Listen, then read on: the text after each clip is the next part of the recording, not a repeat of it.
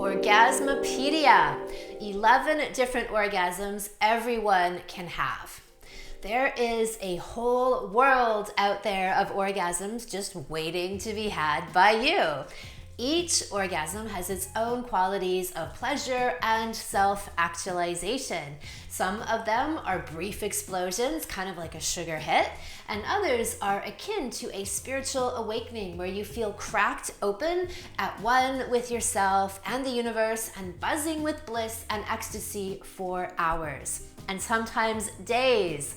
Besides generating massive biochemical highs and bliss, orgasms are one of my most used tools for health, creativity, and connecting to myself.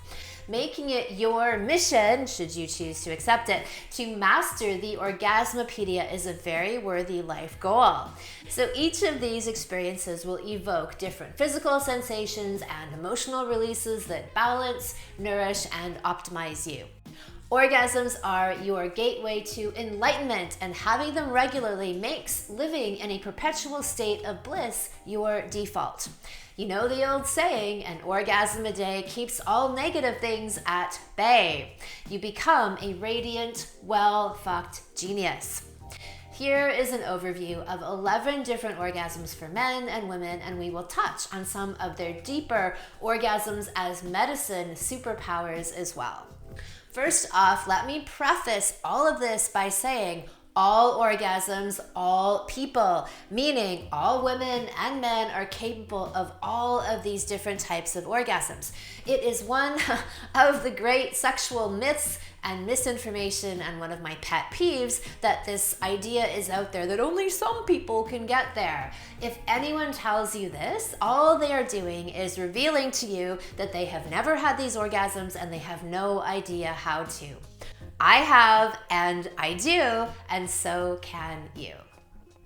First up is clitoral. These are the most common of the species and what most people think about when they talk about the female orgasm. But most people don't know what they don't know, and that is that the clitoris is just the tip of the iceberg. Literally, this is 10% of the pleasure that a woman is capable of experiencing. I often describe clitoral orgasms as great warm-ups. They are fun and light, like a sugar rush. They are great to get a woman's juices flowing, and you might even think of them as the foreplay of orgasms, and they open her up to the deeper pleasures to come, like vaginal and cervix deep, which we'll get to in a moment. So clitoral stimulation kickstarts the release of pleasure, neurotransmitters, and hormones, and this makes it a great appetizer, just not the main event. The good stuff is in the vagina. Her G-spot. The G-spot goes a little deeper physically and emotionally. These orgasms require more openness and trust and a willingness to let go. And the reason why these orgasms are the Loch Ness monsters of female sexuality is because they are harder to come by. They take more than just the right two-finger technique to get there. If that's all you needed, then every woman would be having them, right? But they aren't. So the major factor in achieving these orgasms is how much a woman can truly open herself emotionally and sexually and let go of control. This in itself is curative, right? This act of surrendering, it reverberates through your entire being. You let go of the things that don't serve you in your life as a result of what you're doing in your bed. What happens in bed happens in life. G-spot orgasms are deeply emotional and cathartic experiences which leave a woman feeling cleansed and transformed. They create full-body waves of bliss and ecstasy, and it's possible to have multiple, even tens of them in one sitting, or lying down, as the case may be. His G-spot. Every year in November, I see this useless campaign where men grow mustaches in support of prostate health. But then I realized the deeper meaning behind this activism. It's to get men to take it up the ass now and then. See, look at this graphic. This is the logo for the whole Movember campaign, and it's really a secret encoded message disguised as a mustache, but it's really a guy with his asshole cleaved and his legs spread open. Stimulating the prostate is very therapeutic for men. The prostate is the male G-spot and it shares the same qualities as the female one, and it requires a deeper sense of letting go. It generates full body orgasms that often bring men to wild emotional releases too. I have seen men have the same kinds of teary, I've just seen God through my ass experiences that women typically have through their cervical orgasms. Squirting. Female ejaculate hitting the ceiling is not a myth. It is real and every woman can do it. The sometimes prolific release of copious amounts of fluid comes from G-spot stimulation, from the ducts and the glands surrounding the vaginal canal. This fluid has been described in cultures all over the world, from African tribes, depicted in ancient Japanese art, and called the nectar of the gods and the waters of immortality in Sanskrit. Squirting is highly potent both for the recipient and the squirter. These orgasms can be simultaneous with G-spot orgasms or separated from them. They require the same kinds of letting go and openness as does G-spot play. And nope, it ain't pee, babe. It ain't pee you're looking for. Cervical, the queen of all female orgasms. The cervix is the reflexology point for the heart in Taoist sexology.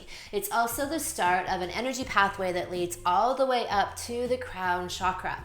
This is why, after having these orgasms, that women feel as though they've had a spiritual awakening or like they've taken psychedelics. They might scream, cry, laugh hysterically as they release layers of emotion that has been stored there.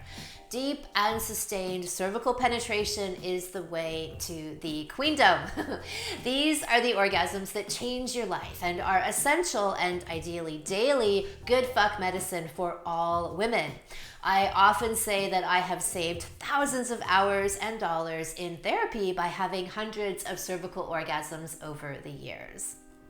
Nipple and breastgasms connect the heart and the genitals. Sexual energy flows up through the chest into the heart, and it infuses the breasts with fullness and radiance. We could also call these heartgasms.